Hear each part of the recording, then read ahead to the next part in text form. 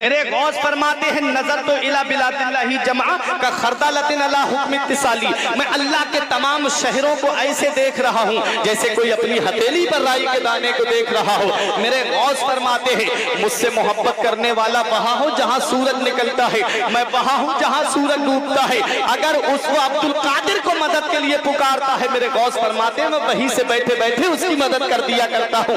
آپ کہو گے مولانا آپ کیسی بات کر رہے ہو، کیا کوئی دلیل تمہارے پاس ہے، کیا کوئی سند تمہارے پاس ہے؟ تو دیکھو میرے غوث کا مقام و مرتبہ کیا ہے۔ ایک ایسے عالم سے ملاقات ہوئی جو عالم اپنی آپ بیتی بتاتے ہیں، وہ کہتے ہیں اب سے تقریباً 40 یا 50 سال پہلے کی بات بتاتے ہیں۔ ایک مدرسے کے اندر پڑھاتے تھے اور وہ مدرسہ پورب علاقے میں شرابستی میں تھا۔ شعبان کے مہینے میں چھٹی پڑ گئی۔ کہتے ہیں کہ جب میں 15 شعبان کے بعد اپنے گھر بہار جا رہا تھا، رات میں مغل سرائے اسٹیشن پہنچا، بھوک کی وجہ سے پریشان ہو گیا تھا، بھوک نے مجھے نڈھال کر دیا تھا۔ کہتے میں اسٹیشن کے باہر نکلا، کچھ کھانے کی چیز مل جائے تاکہ پیٹ کی بھوک مٹا لوں۔ کہتے ٹرین کے چھوٹنے میں وقت تھا، جب میں باہر پہنچا تو ایک رکشے والے نے مجھ سے کہا کھانا کھانا ہے؟ میں نے کہا ہاں۔ بولے بیٹھیے۔ بولے میں رکشے پہ بیٹھا، ایک بلڈنگ کے سامنے پہنچا۔ کہتے اس بلڈنگ کے سب سے اوپر والی منزل پہ لے جا کر کے مجھے ایک آدمی نے بٹھا دیا۔ بولے بیٹھو ابھی کھانا لاتے ہیں۔ بہت غور سے سننا میرے غوث کیسے مدد کرتے ہیں۔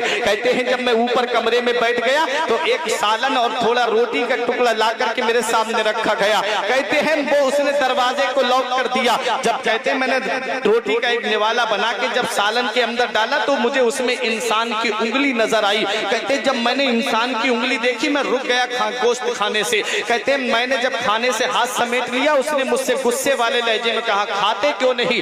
کہا میں نہیں کھاؤں گا، یہ انسان کا گوشت ہے۔ اس نے کہا آج تم کسی کا گوشت کھا رہے ہو، کل تمہارا گوشت کوئی اور کھائے گا۔ اس نے کہا کہ اب تمہیں یہاں سے کوئی بچانے نہیں آئے گا، اب کوئی تمہاری مدد کے لیے نہیں آئے گا۔ کہا کہ اب تمہارا کل کوئی اور کھائے گا۔ یہ کہا اور کمرہ بند کر کے یہ کہتے ہوئے جا رہا تھا جسے بلانا ہے بلا لو، اب کوئی تمہاری مدد کو نہیں آئے گا۔ وہ عالم صاحب کہتے ہیں کہ میں نے جب اتنا سنا تو میں رونے لگا۔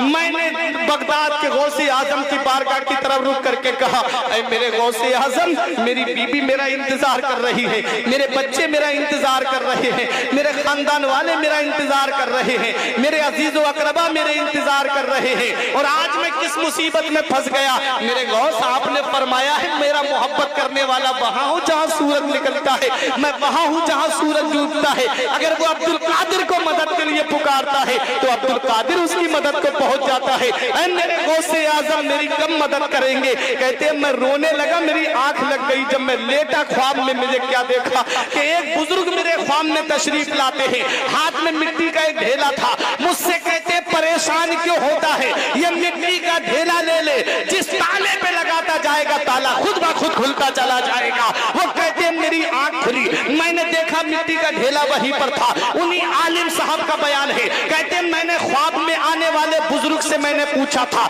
آپ کون ہیں جو میری مدد کر رہے ہیں، آپ ذرا بتائیے تو صحیح۔ تو آنے والے بزرگ نے کہا تھا ارے مجھے نہیں پہچانتا، جس غوث کو تو نے یاد کیا ہے، جس بغداد کے غوث اعظم کو تو نے بلایا ہے، وہ بغداد کا غوث اعظم میں ہی تو ہوں، وہ بغداد کا شہنشاہ میں ہی تو ہوں۔ شاعر پکار کے کہتا ہے یہ ادائے دستگیری کوئی میرے دل سے پوچھے، یہ ادائے دستگیری کوئی میرے دل سے پوچھے، وہی آ گئے مدد کو میں نے جب جہاں پکارا، سرکار غوث اعظم نظر کرم خدا را، میرا خالی کاسا بھر دو میں فقیر ہوں تمہارا۔